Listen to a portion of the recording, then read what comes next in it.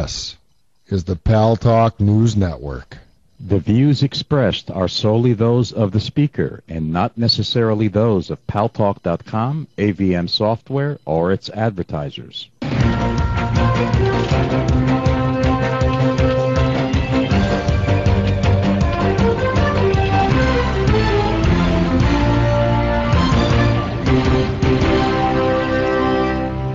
News Talk is online. News Talk Online is a production of paltalk.com, the largest multimedia interactive program on the internet, with more than 4 million unique users on demand on iTunes and on YouTube and on Blip TV and on my blog, GaryBaumgarten.com, where you're encouraged to post comments whether you agree with yours truly or not.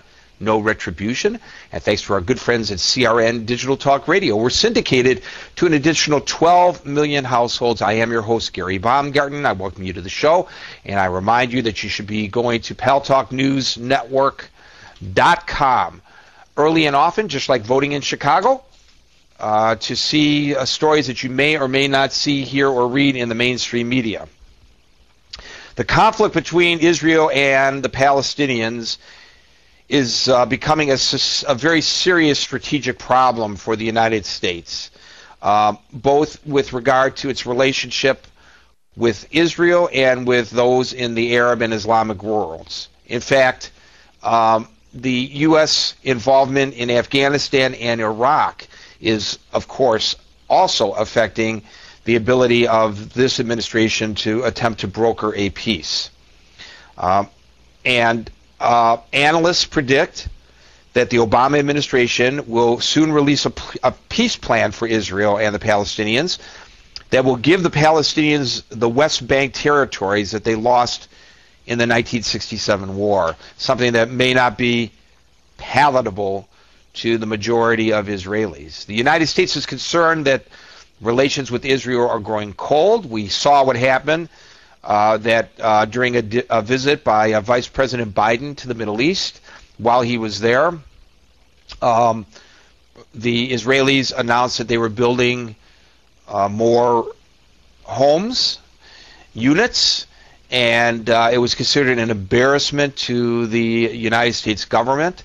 Netanyahu apologized for the timing of the announcement, but continued with the building.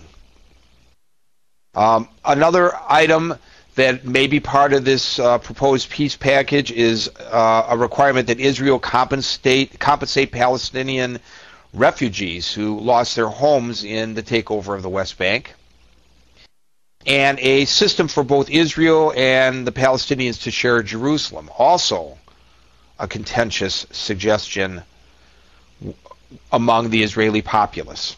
The president says that resolving the conflict is a, quote, vital national interest of the United States. And the conflict is costing us, quote, significantly in terms of blood and treasure. But can this president succeed where his predecessors have not? Will the new housing settlements result in renewed conflict? Both between Palestinians and Israelis and Israelis and Israelis? And if it does, where will the United States stand?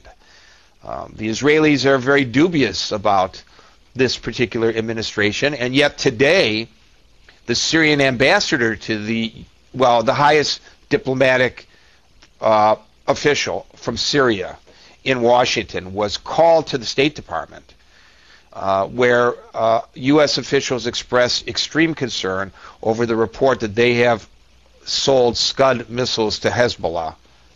So this all ties in one with the other.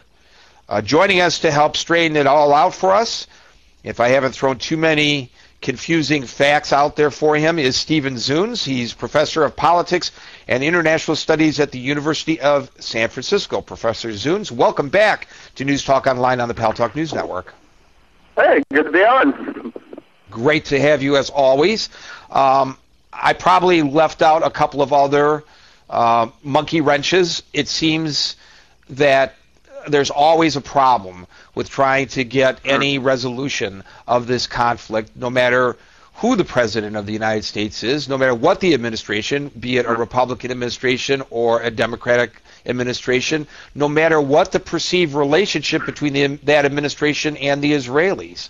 But this president seems bent on making this his legacy, I think, to try to resolve this issue in the Middle East. It seems insurmountable, or am I being too pessimistic? Well, I mean, this is the first president who has explicitly said that resolving the Israeli-Palestinian conflict is in the national security interest of the United States. I mean, a lot of people have argued that, but he's the first president who has stated so clearly that he recognizes that for better or worse, so much of the Arab and Islamic world see Palestine as a critical issue. And even though most Arabs and Muslims have resigned to the fact that Israel's here to stay, the continued occupation and colonization of the occupied territories and these recent wars, which have inflicted large numbers of civilian casualties, is very upsetting, given that the United States has traditionally been providing Israel with the military and financial and diplomatic wherewithal to make these things possible. So a lot of folks in that part of the world are blaming the United States, and so there's concern that this is one of the factors, not the only factors. I mean, I'd argue there are other things like supporting Arab dictatorships and invading Iraq and things like that that are also upsetting, but it's certainly one of the major factors that's got a lot of people in that world upset about it and has driven some of the extremist groups that mean to do Americans harm. Well, you're on the phone, so you can't see me, but those of you who are watching me on cam can see that I'm holding a magic wand in my hand. It actually is a Staples pen, but this is my, believe it or not, my magic wand.